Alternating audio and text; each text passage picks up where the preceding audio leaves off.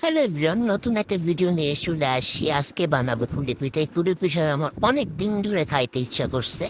তো অবশেষে ফাইনালি আম্মু আমার জন্য বানাইতেছে। এখানে চালের গুঁড়া আটা মিক্স করে আম্মু সুন্দর করে সিদ্ধ করে নিয়ে আসছে। আর আমি এখানে পুর ভাজা তা সুন্দরভাবে রেডি করে নিয়ে আসছি।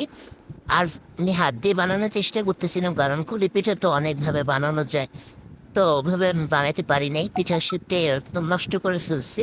এই জন্য পিঠার ভাজের ভিতরে পুর দিয়ে সুন্দর করে কেটে নিচ্ছি। এটাই আমার কাছে সবচেয়ে সহজ মনে হচ্ছে।